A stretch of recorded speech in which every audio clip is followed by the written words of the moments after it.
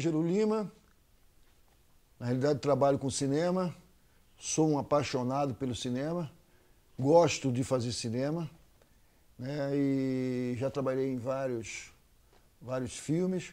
Então a minha vida durante muitos anos, desde criança mesmo, foi frequentar o cinema, foi trabalhar com cinema aos 16 anos, eu comecei a fazer curtas. Então o cinema é uma coisa muito viva dentro de mim. Na minha infância, eu frequentava em Casa Amarela, Pernambuco, em Recife, um cinema chamado Cine Rivoli, que era um cinema pertinho da minha casa, da casa da minha avó, onde a gente morava.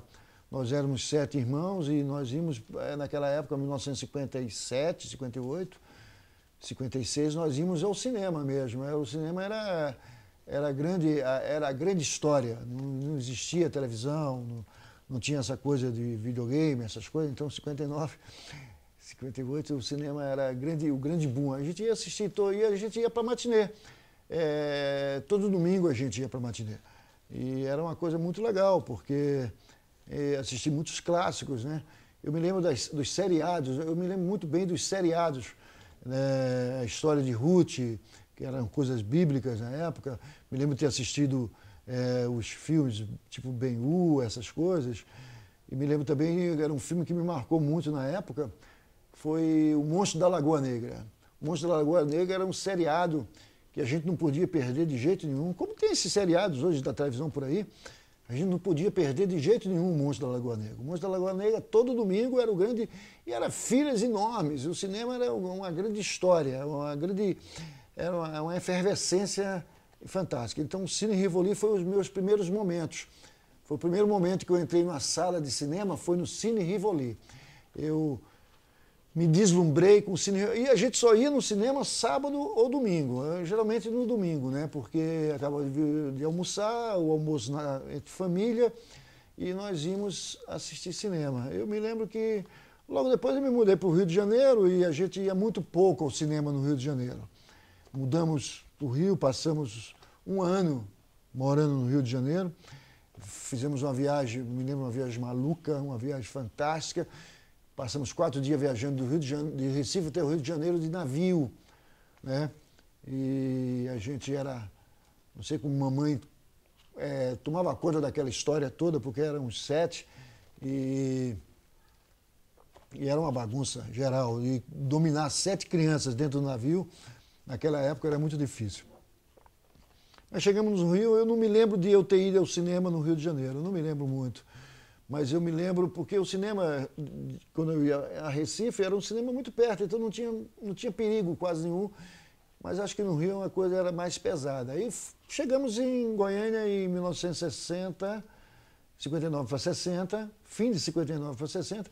E eu me lembro que aí o cinema entrou na minha vida violentamente. Eu me lembro que o cinema, a gente ia, aí sim, no Teatro Goiânia, no Cine Goiânia, a gente ia todo domingo também.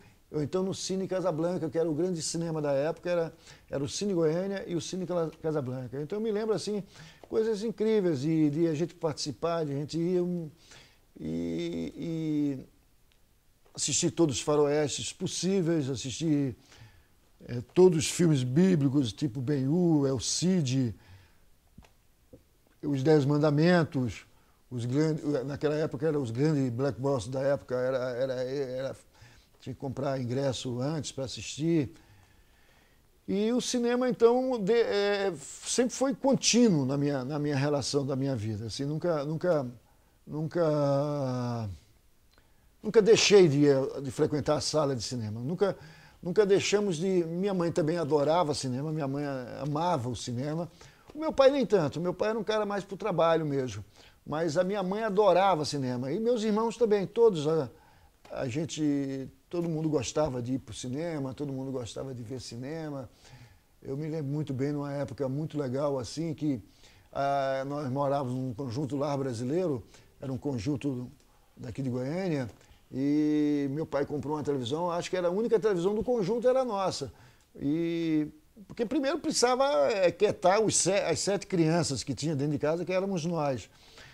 Então, eu comprava uma televisão. E naquela época a televisão era uma coisa altamente moderna. 1960, então, ninguém tinha televisão. Era muito raro a televisão. Então, a gente era, do conjunto, nós éramos as primeiras pessoas que tinham a televisão. Isso foi em 66, por aí, 67. E eu me lembro muito bem que a gente estudava no Liceu de Goiânia, que era um colégio, da época, um colégio...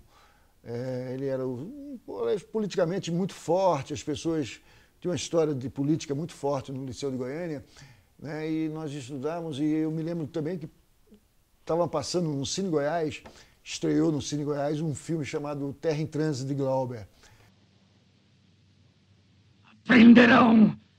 Aprenderão, dominarei esta terra, botarei estas histéricas tradições em ordem, pela força, pelo amor da força, pela harmonia universal dos infernos, chegaremos a uma civilização.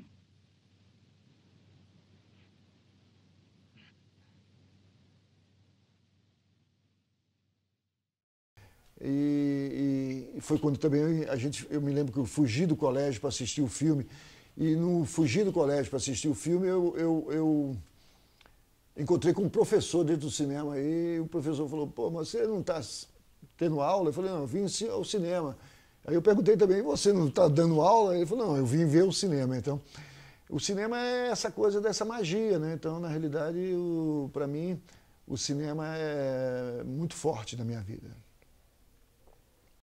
Tem filmes assim, tipo Blow Up de Antonioni, me deixou enlouquecido um pouco, porque Blow Up é tão lindo, tão bonito, né? A história do fotógrafo que ele fotografa e depois ele acha um criminoso, um crime, e depois ele vai atrás do crime. Blow Up é um filme que me marcou muito numa época. Eu era muito jovem, eu tinha 14, 15 anos de idade e eu via todos esses filmes. E via esses filmes no cinema, porque não tinha jeito de ver em VHS, em DVD, essas coisas não existiam. Ou você via esses filmes no cinema ou você não via. E nem a televisão também passava esse tipo de coisa. A televisão começa a passar esse tipo de coisa há pouco tempo. Então, eu me lembro muito bem que até 68, nessa coisa, nós vimos muito cinema político. Eu me lembro que a gente achou esse grupo de cinema que nós tínhamos, nós achamos no Cineana, no Cine Fátima, aliás, Cineana, que é na Avenida Goiás, que é lá no fim da Avenida Goiás, que hoje se tornou um cinema que passa filmes de sexo e tal. Então, no Cineana, a gente, não sei por que cargas d'água, o dono, acho que foi por causa de lotes, porque antigamente era lotes de filmes alugados, o dono do cinema passou uma série de filmes russos, tipo o melhor do cinema russo da época, e que nós não tínhamos nem acesso. E engraçado que era uma coisa muito louca, porque o golpe já tinha sido dado, né? Mas mesmo assim o cara estava passando filme russo, então a gente achou muito estranho. E fomos em massa assistir. Eu assisti Assim Voa a Cegonha, assisti O Coroçado, assisti vários filmes russos lá nesse cinema. Né? E nós tínhamos uma coisa, de a gente brigar e batalhar para que a gente pudesse encontrar filmes interessantes. Essa era a nossa pescaria, digamos. Vamos batalhar essa história. Em 68 acontece um problema na minha vida, a gente é preso e passa um tempo preso aqui em Goiânia e eu não aguento ficar muito na cidade, porque a cidade em 68 era uma cidade muito pequena, e eu resolvo ir para o Festival de Cinema de Brasília, que era um festival que já existia na época, mesmo em 68, foi um festival conturbadíssimo, né? Foi a única vez que eu acho que eu vi o Glauber na minha vida, o Glauber Rocha, que foi um cara que me marcou muito, Deus e o Diabo, Terra em Transe, né? E eu vou para esse festival, assisto algumas coisas, e depois desse festival eu tipo, fujo de casa. Antigamente se fugia de casa. Né? Antigamente os caras falavam assim, vou fugir de casa, e fugia mesmo. E aí eu fui parar em Campina Grande. né? Fui parar em Campina Grande, e de Campina Grande eu fui para Recife. E a minha primeira visão que eu chego em Recife, quando eu vou para a casa da minha avó, morar na casa da minha avó, eu passo na frente do Cine Coliseu, que é um cinema de arte. E está passando um filme do Alain Resnais, que eu gostaria muito de ter assistido antigamente. Mas aí nunca tinha assistido esse filme de Alain Resnais, né? E chegando em Recife, eu assisti um filme logo. Foi muito engraçado, porque eu cheguei na minha casa, na casa da minha avó, deixei minhas malas e falei, eu quero ir para o cinema. E fui assistir um filme do Alain Resnais. Aí fui assistir esse filme do Alain Resnais, que não é Hiroshima, Mon Amour, é um outro filme do Alain Resnais, que, desculpe falar, eu não me lembro agora na época, mas eu vou me lembrar. Então, eu comecei a frequentar esse cinema, que era o Cine Coliseu, e conheci toda a nata do cinema de Pernambuco, né? Na realidade, eu conheci o Celso Marconi, que hoje ainda está vivo, é um grande crítico, o Fernando Spencer, e conheci todo mundo. E aí assisti vários filmes interessantes, toda a história do cinema me passou nesse momento, eu tinha 16 anos de idade, me passou nesse momento através do Cine Coliseu, que era um cinema que tinha uma qualidade fantástica em passar os filmes, era um cinema de arte mesmo. Eu trabalhei com quase todo mundo lá de Recife. Teve uma época de Recife, foi uma época muito efervescente, que era o Super 8. Teve o boom do Super 8. Então, o boom do Super 8 era assim, todo mundo em Recife fez Super 8. Hoje, assim, o Super 8 em Recife é muito respeitado. Então, eu comecei a fazer Super 8 com o Fernando Spencer, fiz a banda, fiz Safari, eram 2 filmes, eu fui ator, ajudava o Spencer, fiz um filme também com a Arraes, com um amigo meu chamado Arraes, que não é o governador, claro, mas a família do Arraes é muito, muito grande. Nós fizemos algumas experiências com o meu amigo Régis Galvão, foi quando eu conheci o Régis Galvão. Fizemos algumas experiências de cinema, e isso mais ou menos no fim de 70 e pouco para 80, né? Então a gente fazia essa experiência de Super 8 e a gente trabalhando com cinema. Antes eu trabalhei num longa-metragem que foi o primeiro filme da Cláudia Ohana, né? E era um longa-metragem, porque Pernambuco tinha essa história de trazer os filmes para ser feito lá, porque o cinema gera dinheiro nesse sentido, né? Gera tudo. O cara, quando chega com a equipe, ele chega com 40, 50, 70 pessoas e a cidade se movimenta. E a gente fez esse filme lá na cidade de Pedra, que é a cidade de Pedra de Pernambuco, que é a Fazenda Nova. Fazenda Nova é onde se tem hoje em dia a encenação da Paixão de Cristo. Então, hoje em dia não, há muitos anos. Então, já era um cenário natural, Fazenda Nova, e nós fizemos em Fazenda Nova um filme, o primeiro longa, né? E eu acho que vai se crescendo a paixão pelo cinema, não tenha dúvida, né? E a gente começa a fazer Super 8. Eu e o Régis Galvão, a gente, numa época, nós fizemos assim muito Super 8.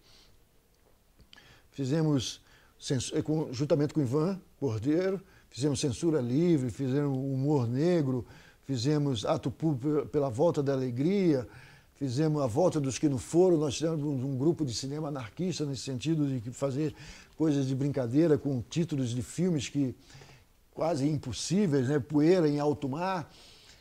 Então, o cinema sempre povoando a minha história, a minha vida, essas coisas todas. O cineasta que eu o brasileiro que eu mais gosto mesmo é o Glauber. O Glauber foi o cara que mais me influenciou nesse sentido, no meu olhar.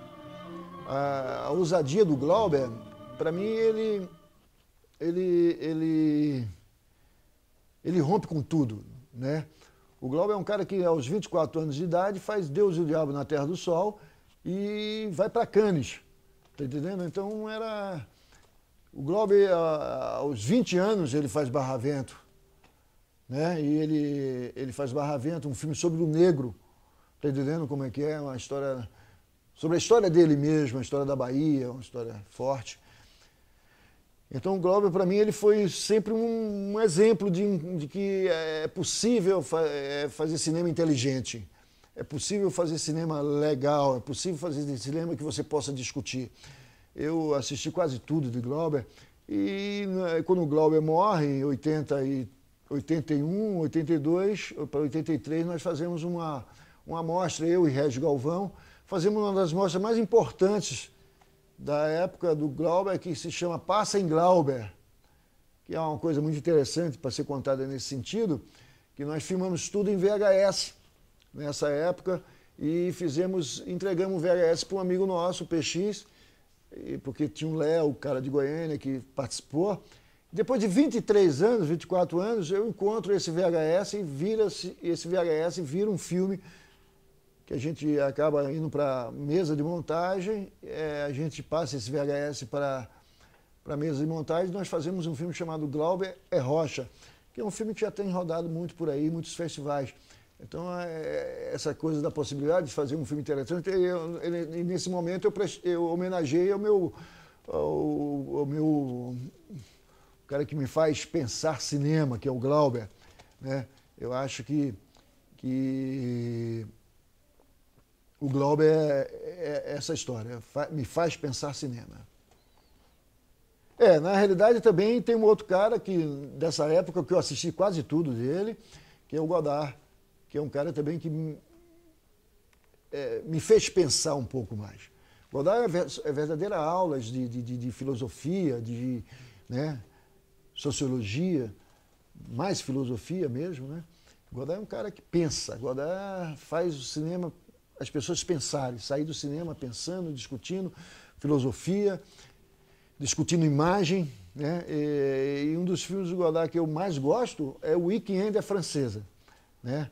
O Week-end à Francesa, eu gosto muito. Eu já tinha assistido Viver a Vida, que é um filme preto e branco, com Ana Karenina, é um filme sobre a prostituição. Então, e o Week-end à Francesa é um filme sobre o caos das pessoas numa cidade, né, Paris, essas coisas. Então, Godard é um cara que sempre está fazendo a gente pensar. Ele usa o cinema para jogar você na parede e para te questionar e para fazer você pensar. Eu acho isso muito legal, porque acho que só o cinema para fazer esse tipo de coisa, sabe, nesse sentido, porque não só o cinema, o livro também, as pinturas também, mas o cinema fica naquela história da sala escura e você meio hipnotizado com o que está passando na tela. Então o cinema, e sem querer, as pessoas pensam que não, mas sem querer o cinema vai entrando no seu olho, na sua cabeça. O cinema é muito forte nesse sentido, né? Tanto que o filme do Kubrick, Laranja Mecânica, as pessoas, quando vai fazer a lobotomia, né, do personagem, usa o cinema e coloca o olho aberto para que aquelas imagens, juntamente com o som, possam estourar tudo. O meu primeiro curta-metragem que eu fiz foi um filme que eu ganhei um prêmio na Embra Filmes, que acabou falindo e acabou não me dando esse prêmio todo, me deu só 3 parcelas, né? Nós fizemos um filme em 35mm naquela época, que era 87 para 88. Nós fizemos um filme em 35mm chamado Pescador de Cinema, que é uma homenagem ao João Benio, que foi um grande cara, foi um desbravador, né? O João Benio é um desbravador do cinema. Ele fazia cinema numa época que ninguém pensava em fazer cinema. Então ele fez o Simeão Boêmio, ele fez o Azarento, assim, participou do Azarento, fez o Azarento, o Simeão Boêmio, fez o filme ele lançou a Ana Maria Braga, né? O Diabo Mora no Sangue, começou a fazer a Enxada. Então eu falei, vamos fazer uma homenagem a esse cara que está fazendo cinema em Goiás, numa época que ninguém faz cinema em Goiás, que podia estar sendo considerado louco, porque se a gente está fazendo cinema em Goiás e ainda as pessoas nos consideram louco, imagina aquela época, né? Então o João Benio era um cara que era considerado um pouco louco. Aí nós vamos fazer uma homenagem a ele, começamos a fazer o filme, mas aí a Embrafilme fala e a gente para o filme só é retomado em 1999. Quando realmente eu paro um pouco de pensar em cinema, quase 10 anos, e começo a trabalhar em circo. Eu tive um circo na minha vida durante muito tempo, eu tive um circo. Eu fiz um personagem que já fazia um tempo atrás, eu fazia o Chaplin, o Carlitos, o personagem do Carlitos. Porque as pessoas falavam que eu parecia um pouco o Carlitos, os olhos, tal, essa coisa toda. E eu achei que parecia mesmo. Em 78, quando o Chaplin morre, em 77, eu começo a encarnar um personagem, que é o personagem do Carlitos, que aí a gente faz em Super 8, Censura Livre, do Ivan Cordeiro. Fazemos em Super 8, Ato Público pela Volta da Alegria, tudo vestido de Carlitos. Isso é uma outra fase da minha vida, como ator, como coisa. Mas em 88, 89, há um fechamento do cinema brasileiro, 90, com a chegada do Collor, e é um fechamento geral do cinema brasileiro, de todas as histórias, né, e que é uma pena, porque o cinema brasileiro, para se recuperar, demorou muito tempo. E aí a gente começa a trabalhar com teatro mesmo, com outras possibilidades, mas sempre trabalhando com arte, com cultura. E a gente faz teatro de boneco, pega aquela experiência que nós temos, aquela influência cultural que está na minha cabeça, que é o boneco. Eu faço teatro de boneco, e aí a gente... Em 99 aparece o FICA. O FICA é o Festival Internacional de Cinema Ambiental, que surge em 99 com a chegada do governador Marconi, que coloca o cinema em prioridade no nosso estado, nesse sentido de prioridade mesmo, porque ele faz o maior festival de cinema do mundo na época, era um festival imenso. E aí nós acabamos, uma das coisas boas que chegou a esse festival, é que se acaba 3 filmes que estavam parados por causa desse problema, que era o problema do governo federal, que era o problema do Collor, que era um filme do Kim Sen, acho que um outro filme, um filme nosso, e um outro filme do Luiz Eduardo Jorge. Então, nós acabamos o Pescador de Cinema, que foi uma grata surpresa, porque logo depois ele foi selecionado para vários festivais, e ficou muito legal, e abre-se uma porta, na realidade, esse filme, como o FICA abre uma porta, esse filme também abre uma porta. E a gente começa a fazer cinema muito mais fortemente, nesse sentido. No primeiro FICA eu ouso e faço 2 curtas pequenininhos, que se chama Lembranças e Desaparecidos. Esses 2 filmes foram selecionados no FICA, e a gente foi selecionado também em outros festivais no Brasil. Fomos selecionados com esses 2 filmes, nós fomos selecionados no Tóquio Film Festival, JVC, é um festival de cinema que acontecia em Tóquio, depois nós fomos novamente selecionados nesse festival, e a gente começa a trabalhar com cinema, e eu começo a usar cinema como quando eu me vejo. Sim, o documentário para mim é uma coisa normal. Quando eu me vejo, eu me sinto documentarista. Eu estou começando a contar histórias. Me sinto um pouco contador de histórias e me sinto através da imagem. E começo a fazer cinema nesse sentido. Aí eu faço, logo depois eu faço um vídeo chamado Brasil, depois eu faço Amarelinha, Ruídos da Fé, e por aí fora. Vamos produzindo uma quantidade imensa. Mas não esquecemos nunca o circo. O circo só morreu na minha vida, morreu no sentido assim, que eu deixei de trabalhar com circo, com lona mesmo e tudo mais, no ano 2000. No ano 2000 o circo começa a... No ano 2000 não, no ano 2010 eu acho.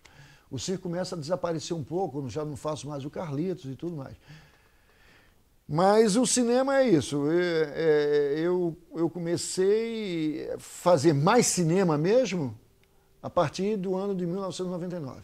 Foi quando o FICA me deu esse impulso e abriu essa janela. Eu acho muito importante deixar bem claro isso e fazer esse tipo de coisa. Aí entre curtas e longas, eu tenho 4 longas documentários, que é A Vida é um Risco, sobre Jorge Braga. eu tenho O Circo e os Sonhos sobre o Circo, eu tenho Gustavo Rita, Uma Arte e uma Vida, e eu tenho... Qual é o outro, gente? Aí eu tenho O Circo e os Sonhos, tem 4 longas. Tem O Circo e os Sonhos, A Vida é um Risco, Gustavo Rita, Uma Arte e uma Vida e Retrato 3x4 de um Tempo. Que são 4 longas que eu gostei muito de fazer, porque é uma experiência que eu não tinha, na realidade. Eu era um cara de fazer cinema, fazer curta-metragens. Eu fazia muito curtas, não fazia longa, eu fazia curtinhas. O máximo que eu cheguei era 29 minutos com um filme sobre o Césio, que é uma coisa que me marcou muito aqui nessa cidade, e que eu fiz um filme chamado Pesadelo é Azul, que é um filme meio pesado mesmo, nesse sentido, mas é um filme sobre o Césio, e que o máximo que eu tinha chegado aos 29 minutos. Então, eu comecei a fazer longa, e é uma experiência muito incrível de fazer longas como documentário, porque também é uma linguagem que você tem que ter um timing muito forte para não cansar, tá me entendendo? O cinema não pode cansar o espectador, o cinema tem que deixar o espectador preso na tela, nesse sentido de querer ver, e quando acabar, fala, mas o que é isso? Já acabou? Eu estou mais ou menos isso. Na realidade, o filme que eu mais gostei de fazer são vários filmes. Tem um que eu gosto muito de ter feito, que é o Ecologia, que é um filme sobre o seu Ico, que é um personagem que me veio, porque eu frequentava e frequento até hoje muito Pirinópolis, e seu Ico, ele entrou na minha vida contando história, eu ia na casa dele, e eu conheci ele, um dia eu falei, eu vou fazer um filme sobre esse cara. E fizeram até um filme sobre ele, que ele aparece tocando sino, mas eu falei, não, eu vou fazer um filme sobre o seu Ico de outra maneira. Eu vou fazer um filme dele como uma relação da ecologia. Aí ficou um filme chamado Ecologia. Esse filme me deu vários prêmios, ele me deu mais ou menos uns 10 prêmios nacionais. Foi esse filme que me abriu um pouco o Brasil, nesse sentido de... muita gente, quando eu vou para festivais, a pessoa fala, e seu Ico, tá vivo, tal? Como é que vai? Tudo bem. Na realidade, seu Ico me transportou para o mundo. Você vê o poder do cinema é isso. O poder do cinema é que você, às vezes, você não vai, mas seu filme vai e tudo mais. Né? Tem vários filmes que eu gosto de ter feito e faria novamente, faria tudo novamente, né? Mas tem filmes assim, pequenos, curtos, tipo Amarelinha. Amarelinha é um filme que me emociona toda vez que eu passo. É um filme sobre o Césio. Também uma homenagem à Lady das Neves, que é um filme que toda vez que eu assisto, ele me emociona. Com Amarelinha e com Ecologia, eu ganhei 2 prêmios, que eu acho que foi uma das poucas pessoas que ganhou esses 2 prêmios.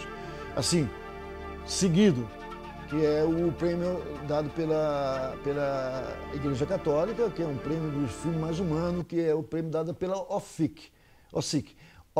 OFIC significa Office Cinematográfica Internacional Católica, que é um prêmio dado pela Igreja Católica ao filme mais humano do festival. Eu ganhei 2 vezes esse prêmio, um com Amarelinha e um outro com o seu Ico, né? Então, isso me dá, não falo isso por coisa, soberba, mas isso me dá muito prazer nesse sentido, porque eu acho que a gente que trabalha com cinema, nós estamos querendo sempre o melhor para o nosso filme, que é, na realidade, um pouco o nosso filho, né? É a nossa obra, é a continuidade da nossa obra, e os festivais têm esse lado, né? Eu acho que essa coisa acontece muito, né? E eu acho que esses 2 filmes me encantam muito, me fizeram muito feliz nesse sentido de ter feito esses 2 filmes. A última produção minha foi Nódoas. É um filme baseado num conto do Valdivino Braz, um grande escritor de Goiânia, de Goiás. Valdivino Braz faz um filme sobre, um conto sobre um ex-torturador que perde o emprego, digamos assim, quando chega a anistia.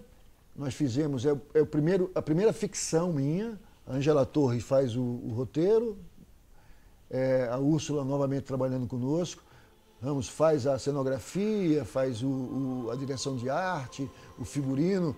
juntamos uma equipe muito boa, Delano Vaz, Celção, e o grande ator Alex Amaral, que estava chegando da Espanha, e eu presenteio ele com esse personagem que é forte, e que é um filme que está aí rodando e vai rodar. Eu acredito que é um filme que vai passar, porque é um filme muito forte, muito atual. Fala sobre essa relação do torturado, do torturador, e dessa angústia mesmo, da angústia da pessoa que tortura e fica a vida inteira marcada, as nódoas. Então, na realidade, é um filme que me deu muita satisfação também em fazer. Passamos 4, 5 dias fazendo esse filme todo em Pirenópolis, né? A equipe muito legal, é uma coisa diferente, porque cinema de ficção é uma coisa diferente do cinema documentário. É um aprendizado, né? E nós estamos aqui para aprender. Ninguém sabe de nada e todo mundo está aprendendo as coisas, né? O cinema sempre é um grande aprendizado. O cinema nunca você fala, eu sei tudo, eu parei aqui porque agora não me interessa mais nada, eu já sei tudo, né? Quando você vê que o Kurosawa fica até os 80 anos filmando, o português, o Manuel, fica filmando até os 103 anos filmando, você vê o Nelson filmando aqui no Brasil, então você vê a possibilidade que o cinema não tem essa história de que o cinema é feito uma coisa para jovem fazer cinema. Não, o cinema é feito para quem quer fazer cinema, pode ser a idade que quiser, para quem tem cabeça para fazer cinema, porque o cinema não tem idade, né? A arte não tem idade, né? Não tem essa coisa de, não, não tem essa coisa, né?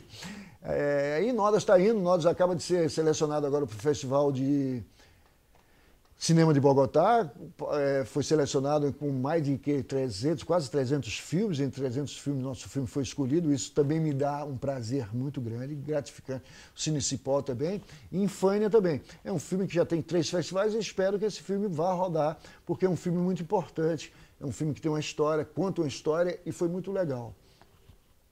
O cinema para mim é uma grande arma. O cinema para mim é uma grande arte.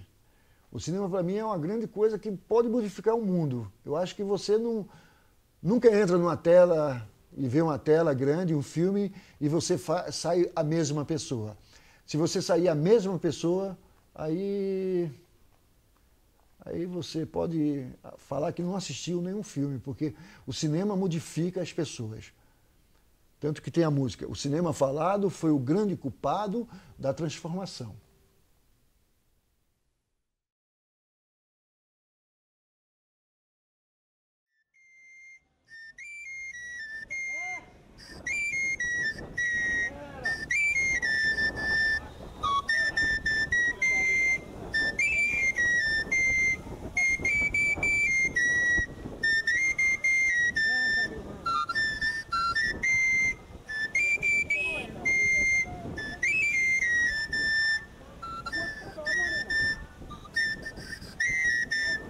Esse doce aqui é feito de coco e açúcar e laranja. Esse é o bom. Aqui em Buenos Aires só quem faz dessa qualidade é o meu. Se aparecer outro, mas faz medo comer e faz vergonha comprar, porque o doce é muito ceboso. Porque limpo só tem o meu. E primeiro tinha uns doces por aí, mas o povo não queria não, porque era ceboso. Mas agora esse aqui está com 13 anos na praça. Esse chegou para ficar. Esse chegou para ser o melhor. E como é o nome dele? Doce japonês. Ele é pernambucano, mas aqui se chama japonês, porque a qualidade só tem ele. Tem qualidade, sabor e moral.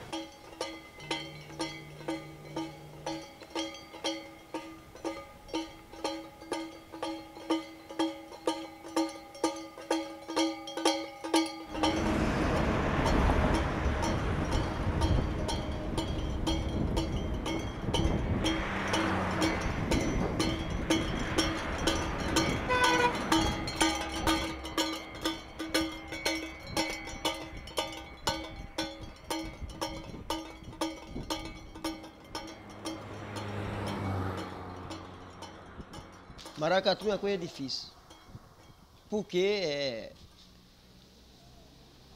difícil de manter ele e difícil de formar. É por isso que eu disse em outra entrevista que eu fiz, que maracatu é coisa de cabra macho. E para colocar maracatu na rua, tem que ser doido.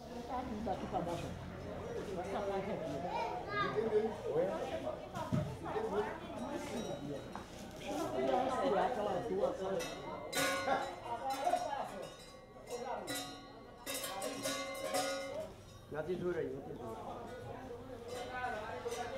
As pessoas de Buenos Aires são as pessoas educadas, são as pessoas que gostam muito da agremiação, até porque você vê esse povo que estava aqui desde manhã que você está aqui acompanhando a gente. Isso aqui, esse povo aqui trabalha pelo amor, isso aqui eu não pago nada a eles, nada. Porque gostam da agremiação, inclusive, Buenos Aires é uma cidade pequena e pobre, mas a gente tem, todo mundo chega aqui, você viu hoje aqui, chegava a gente aqui, me dava 10 contos, chegava outro, me dava 20 contos, entendeu? Aqui são os povos humildes, porque os povos ricos que gostam. O povo rico que tem dinheiro não gosta de maracatu, não gasta porque não gosta. E quem gosta de maracatu, são pobres, não pode gastar.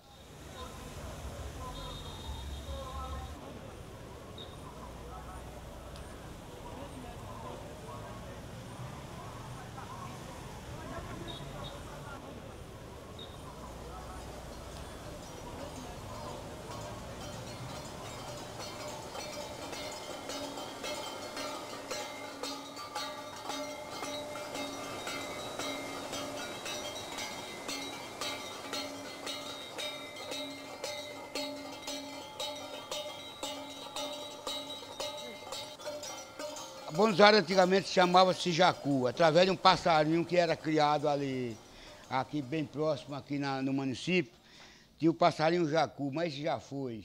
Aí quando de repente aparece aqui um padre, e o padre é argentino, e ele gostou muito do clima daqui, ele disse que é igualzinho lá, o lugar que ele morava, assim, ele disse que o clima era o mesminho de lá. Aí ele batizou isso aqui como fosse Buenos Aires.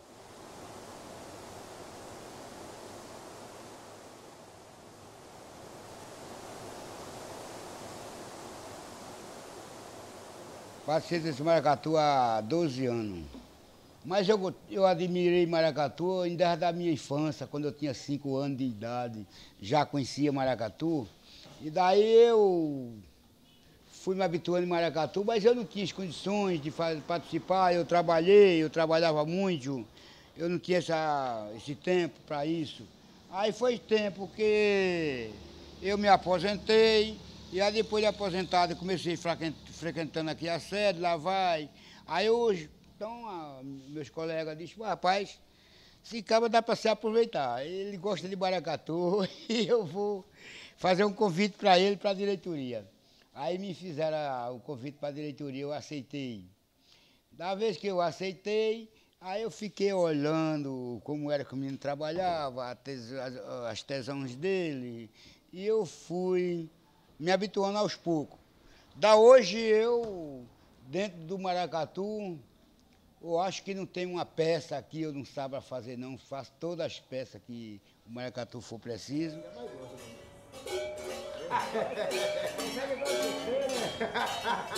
Ele sacou no meio de 11 horas, deixa eu dormir. Ave Maria. Depois deixa eu vou.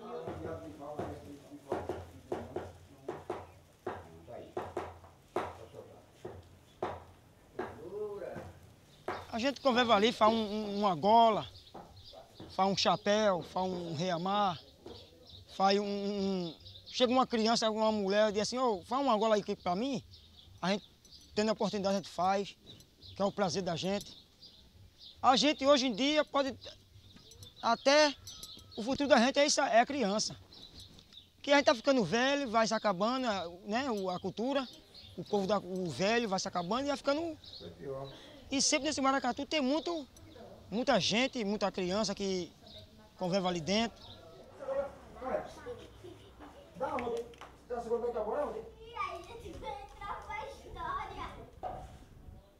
Tem muita criança que tem vontade de brincar nesse maracatu, agora só que não tem vontade, mas só que fica pesado para eles.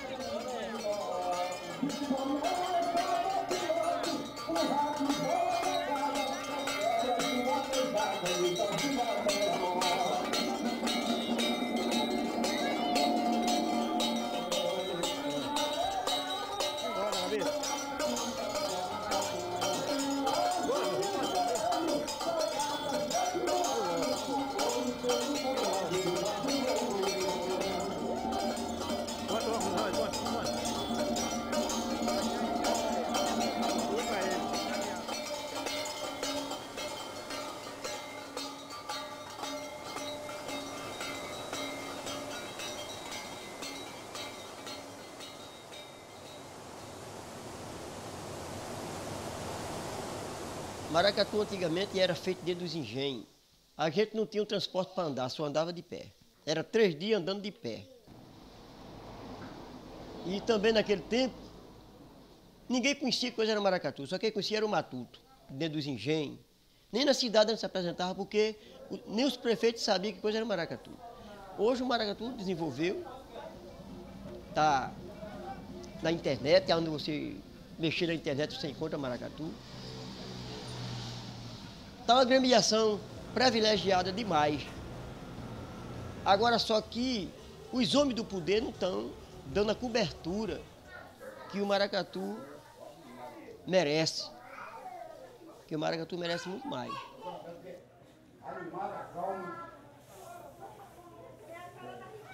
Não, prata aí, né? Não vai ter uma prata pra dar aí,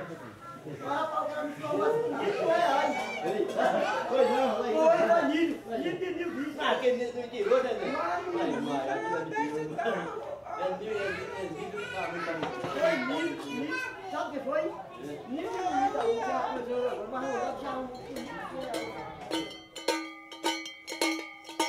Aí eu estou trabalhando, por exemplo, eu estou trabalhando na usina.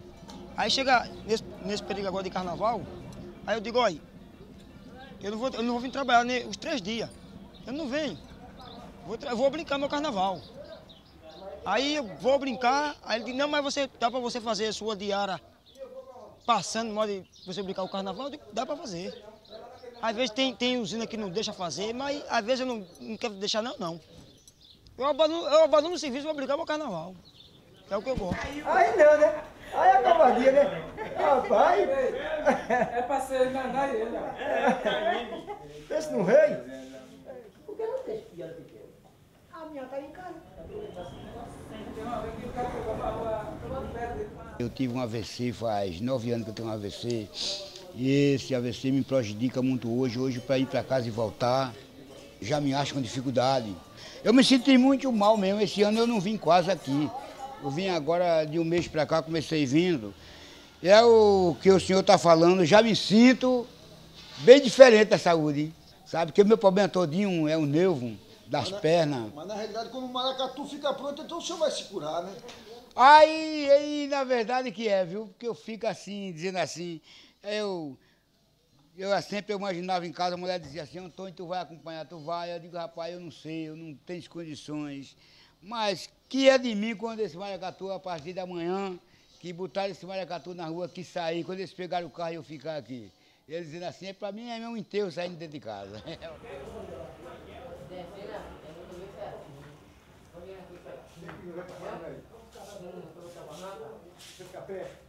Aí eu comecei nesse trabalho aqui, no meio de... O carnaval terminou em fevereiro, março, folguemos 30 dias. No mês de abril comecemos a trabalhar. Até hoje estamos trabalhando. E o trabalho vai até domingo ainda. É como eu falei atrás, que a gente só para de trabalhar aqui depois que o maracatu sai daqui da frente da sede. Antigamente o povo tinha medo do caboclo de lança. E agora hoje não tem. Hoje não tem medo de caboclo de lança porque a gente trabalha com uma associação. Nós temos uma associação dos maracatu de Baque Solto de Pernambuco. É localizada a sede na cidade de Aliança. Tem Mandezinho Salustiano, que é o presidente da associação. E foi através dele, do pai dele, que ajuntou os maracatuzeiros, os caboclos, que era brabo, que antigamente era tudo brabo mesmo. Quando se encontrava um com o outro era só para brigar. Hoje não existe. Aí eles ajuntaram. Os maracatus já é tudo humilde. Todo mundo, quando chega, é abraçado um com o outro. Não tem esse negócio de briga. Por quê? Se brigar, ele é punido da associação que nós faz parte. Se um maracatu brigar com o outro, os dois é punido daquela associação que nós fizemos parte dela.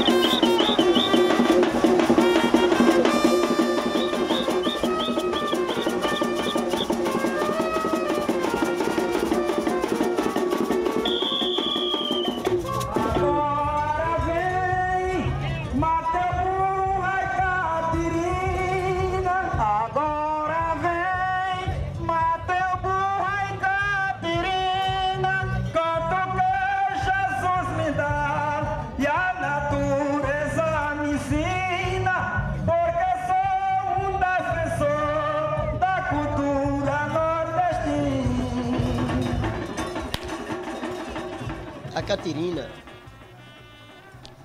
é uma personagem no maracatu que chama a atenção do público. Porque a Catirina, quem faz o povo rir é a Catirina. A Catirina faz graça. É nos tipos de um palhaço. A Catirina trabalha nos tipos de um palhaço. Né? E a burra é aquele... A arma da burra é aquele rei. Tá cortando, tá entendendo? Porque se a burra não souber dar aqueles cortes de rei, não serve para ser uma burra do maracatu. O Mateus, antigamente o Mateus se dava o nome de enredeiro do maracatu, antigamente. Quando vinha na frente, ele avistava outro maracatu que vinha para se encontrar, ele voltava para enredar, para dizer aqui a nós, que era o maracatu, dizer ali, cuidado que ali vem outro maracatu. Aí se deram o nome de enredeiro do maracatu.